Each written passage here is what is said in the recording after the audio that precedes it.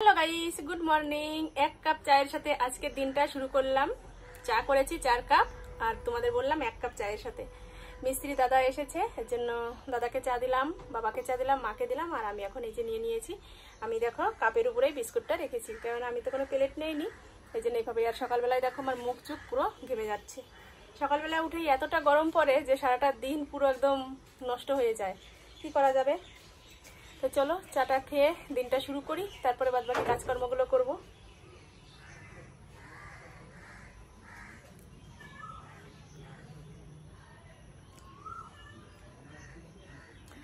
আমার ছেলে এইমাত্র ঘুম থেকে উঠলো, এখন প্রাইভেটে যাবে। তোমাদের তো বলাই হয়নি, এখন হচ্ছে সকাল 9টা বাজে। উঠেছি 7টার সময়, আর তোমাদের সামনে আসলাম 9টার সময়।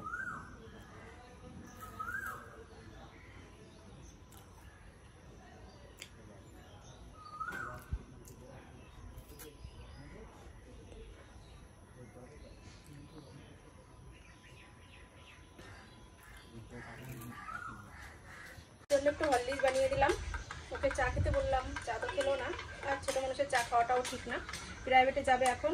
ও তো সকালবেলা বলেনি আমাকে যে ওর 9টার সময় পড়া আছে, তাহলে কিছু একটা খাবার করে রাখতাম। যেহেতু আমি জানি না, এই জন্য কিছুই করা হয়নি।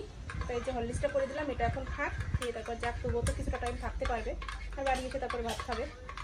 তো চলো না, এটা স্নান করে নিলাম, আর এখন রান্না শুরু করব। তা টক রান্না করবো বলে চলো গাছ থেকে একটা আম পেড়ে নিয়ে আসি। মানে যে পরিমাণে গরম পড়েছে, তাতে টক না খেলে আর ভালো লাগবে না। তা ঘরে আম নেই, একটা আম ছিল, সেটা কেটেছি। সে সকালবেলা পেরেছিলাম একটা আম, কিন্তু একটা আমে তো আর হবে না, দেখে আর একটা নিয়ে আসি। চলে আসলাম এই যে আম বাগানে, হাতে লাঠি নিয়ে। আর এই যে গাছে আম রয়েছে, গাছ থেকে পারবো এখন। এই দেখো অনেকটাই উঁচুতে, পারবো কি করে? 2-1টা যদি নিচে পড়তো তাহলে আর পারতে হতো না।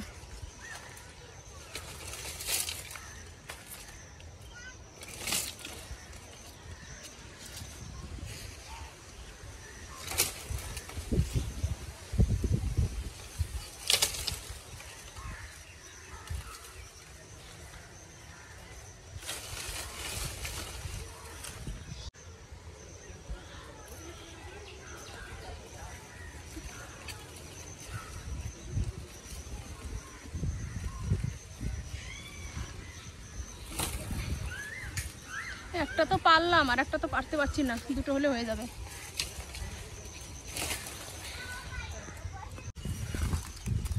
এই যে দেখো, এই একটা পারলাম, আর এদিকে একটা পড়েছে। এদিকেরটা কোথায় পড়লো কি জানি।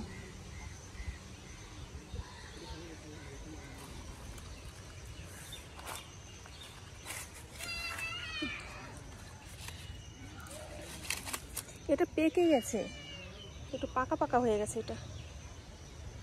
এই যে আম পেড়ে নিয়ে আসলাম, 2টো আম পেড়েছি, আর একটা আম গাছতলায় পড়েছিল।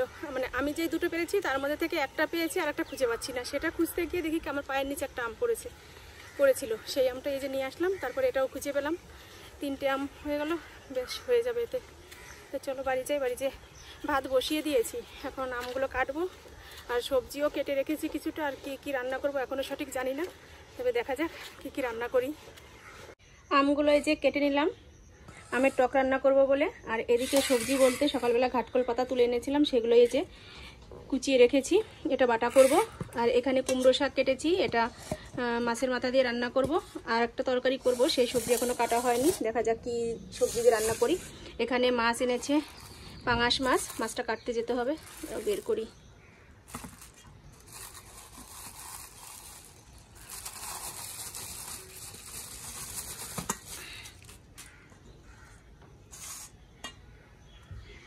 এই যে 2টো পাঙাশ মাছ এনেছে, এই 2টো এখন কাটতে যাব। আর আলু পটল রয়েছে, দেখা যাক আলু পটল দিয়েও মাছের তরকারিটা করতে পারি। তো মাছ 2টো আগে কেটে আসি।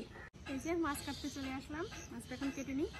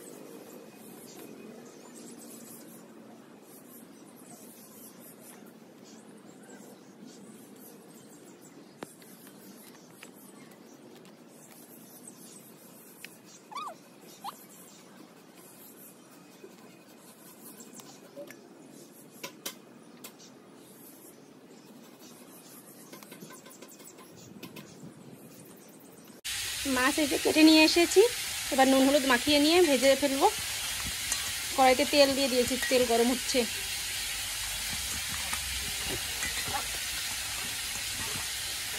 পাঙাশ মাছ ভাজতে ভীষণ ভয় করে, কেননা প্রচুর তেল খেতে। এই যে তেল দিয়ে দিয়েছি, একটু আঁচটা কমিয়ে রাখি।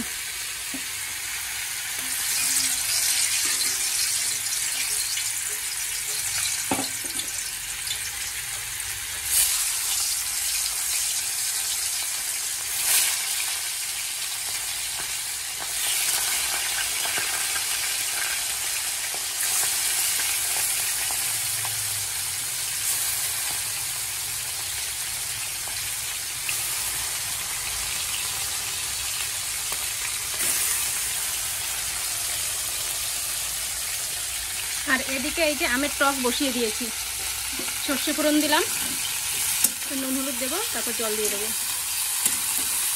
মাছ ভেজে তুলে রেখেছি, আর দেখো কয়েকটা মাছ কেমন ভেঙে গিয়েছে। এই যে ভাঙাগুলো এক সাইডে রেখেছি, ওগুলো শাকের ঝোলের মধ্যে দিয়ে দেবো। আর এদিকে এই যে আস্ত মাছগুলো রেখেছি, এগুলো মাছের তরকারি রান্না করব। এই যে এদিকে আলুটা ভেজে নিচ্ছি, আলু পটল দিয়ে মাছের ঝোল করব।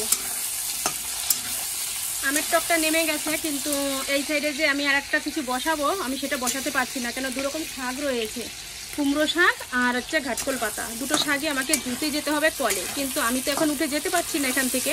আমি তরকারিটা বসিয়ে দিয়ে যদি জল দিয়ে দিই, তারপরে কিন্তু আমি উঠে যেতে পারবো। তাই ভাবছি যে এই পাশে তরকারিটা বসিয়ে দিই, তারপরে আমি শাকগুলো ধুয়ে নিয়ে এসে ও পাশে দেবো।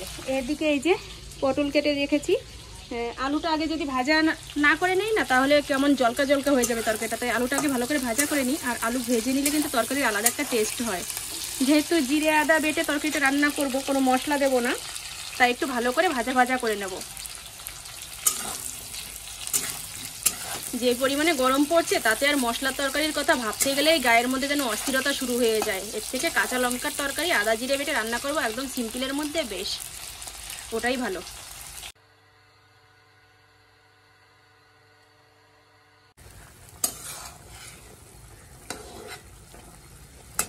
শাকের ঝোলটাও হয়ে গেছে, নামিয়ে নেব। আর মাছের ঝোলটাও হয়ে গেছে, একটু আদা জিরে বাটা দেবো, ব্যাস নামিয়ে নেবো। এই যে আদা জিরে ভেজে রেখেছি, এখন এটা শিলপাটায় বেটে দেবো। মাছের ঝোল এই যে হয়ে গেছে, মিস্ত্রি দাদাকে খেতে দেবো। ভাত বেড়ে নিয়েছি, এই যে এই দেখো, এখন তরকারিগুলো বেড়ে দেবো।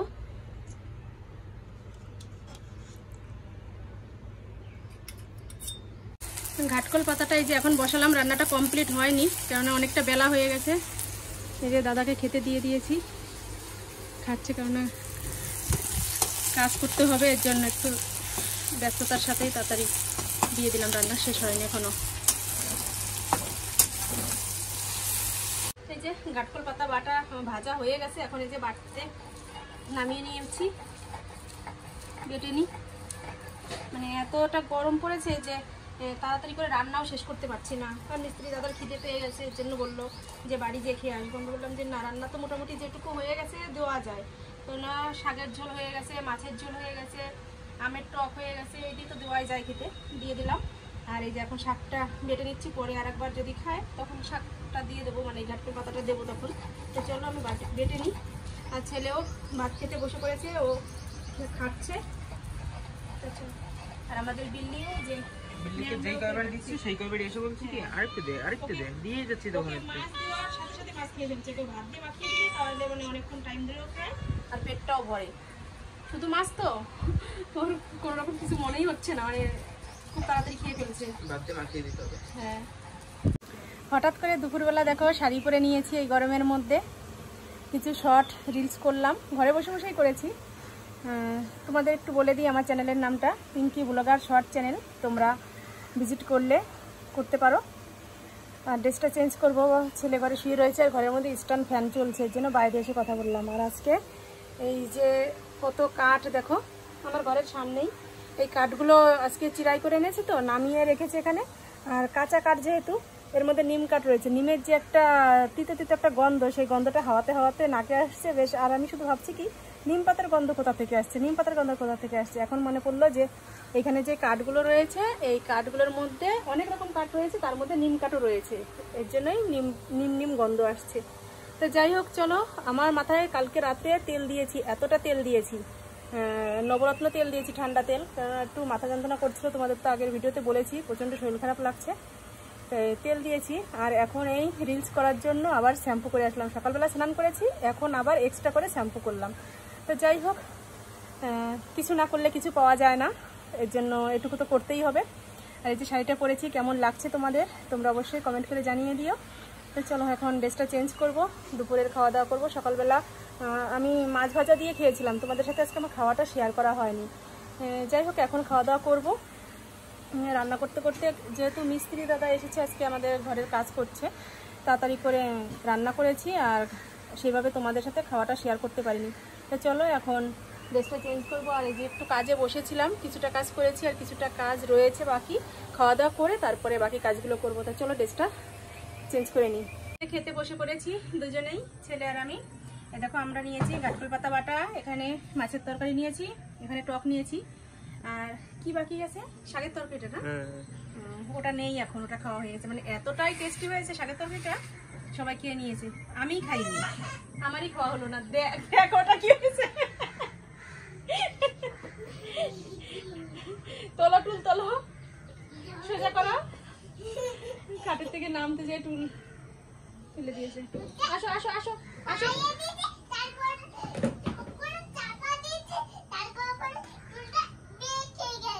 আসো ভাত খাবে, তাড়াতাড়ি আসো। হ্যাঁ কাট তুলতে হবে না, চলে আসো।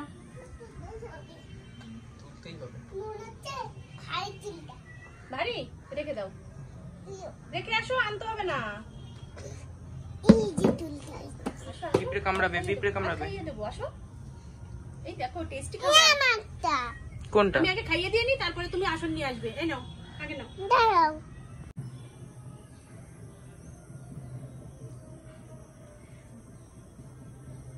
মাম দেবো এবার। এই দেখো কত সুন্দর মাম, দেখেছো? ঝাল লেগেছে?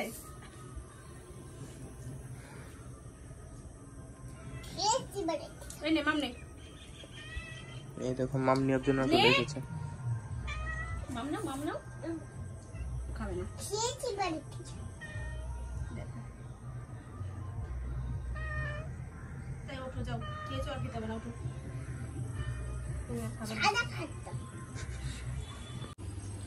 রাত 10টার সময় আবার চলে আসলাম তোমাদের সামনে, আর এখন বানাবো পিঠাই পরোটা। এর জন্য এই যে দেখো ময়দাগুলো মাখিয়ে নিয়ে আমি এরকম করে লেচি কেটে নিয়েছি, আর হাতে একটা ছুরি নিয়ে নিয়েছি। এখন এই ছুরিটা দিয়ে আমি এখান দিয়ে কাটবো।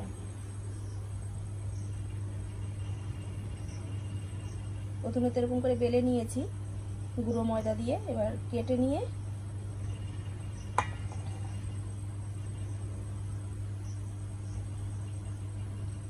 এটাকে আমি আস্তে আস্তে এরকম করে মুড়িয়ে নেব।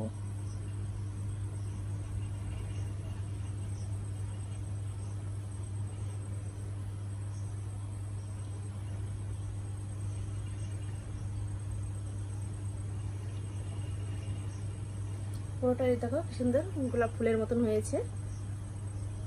এটাকে মুড়িয়ে নিয়ে আমি আবার এটাকে এরকম করে বেলবো। প্রতিটা লেচি আমার এরকম করে কেটে নিয়ে তারপরে আবার বেলতে হবে। আমি একটা প্রথমে তোমাদের বেলে দেখাই, তারপর এগুলো আমি করে নিয়ে তারপরে পরোটাটা ভাজবো। তেল লাগবে একটু পরে, কিন্তু আমি আগে গুঁড়ো দিয়ে ভালো করে রুটির মতো করে নিই, তারপরে আমি তেল দিয়ে বেলবো।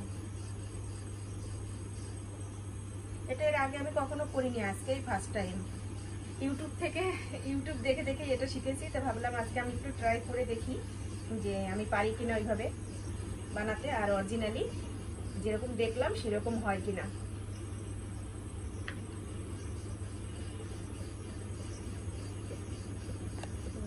গোল তো হচ্ছে না, ভারতের ম্যাপ হয়ে যাচ্ছে। যাই হোক, চেষ্টা করছি একটু গোল করার। গ্যাসটা অন করে নিয়েছি, আর আমার এই তাওয়াটাও গরম হয়ে গেছে। এবার আমি হালকা করে একটু তেল দিয়ে দিই এর মধ্যে।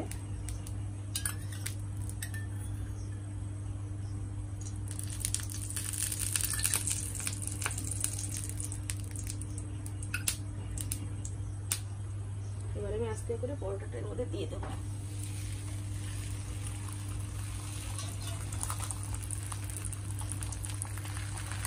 এটা খুব বেশি তেল দিয়ে ভাজতে নেই, অল্প তেলেই করতে হবে এটা।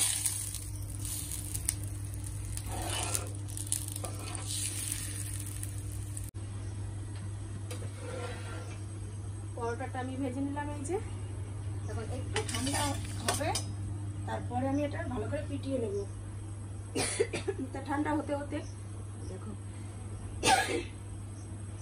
আমি সব কয়টা রুটি এরকম করে মানে ময়দাগুলো বেলে পরোটা বানিয়ে নিই, তারপরে আসছি, কারণ অনেকটা তো টাইম লাগে এগুলো করতে। আমার সব কয়টা পরোটা বানানো হয়ে গেছে, এই যে নামিয়ে নিলাম। এবার এগুলোকে পেটাই করা হবে। একটু আগেই এটা সরিয়ে রেখেছি, এটার উপরেই পেটাই করবো। গরম গরমই করতে হবে এটা, নইলে গরম ধরবো কি করে।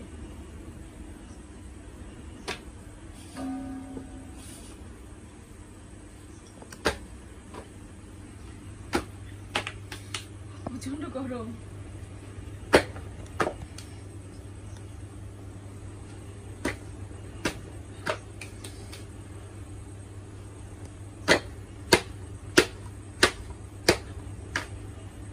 এই যে পেটাই করা, এর নামই হচ্ছে পেটাই পরোটা।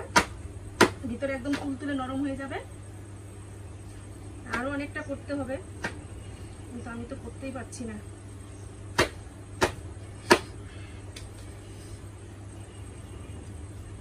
দেখো কত সুন্দর একদম ভেতর ভেতর হয়েছে। এই দেখো, এটা যত জোরে জোরে করা যাবে ততটাই সুন্দর হবে, সফট হবে একদম।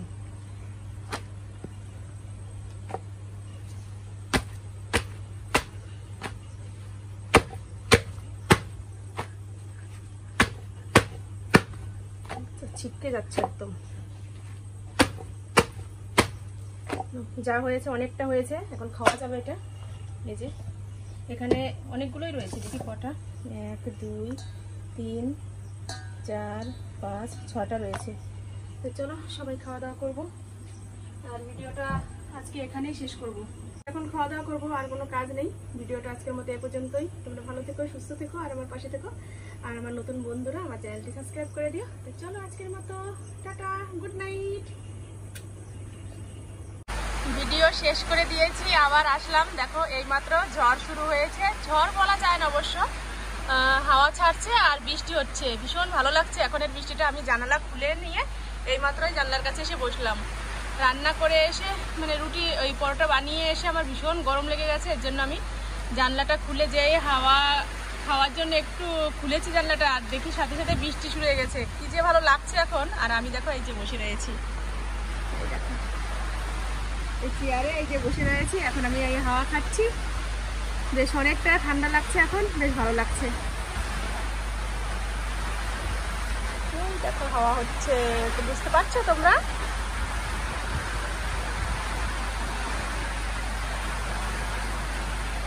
একটু কমে গেল হাওয়াটা, এত পাতা মানে গাছের পাতা নড়ছিল, মনে হচ্ছিল কি যারা ঝড় শুরু হয়ে গেছে, কিন্তু ঝড় না, এটা ঝড় বলা যায় না।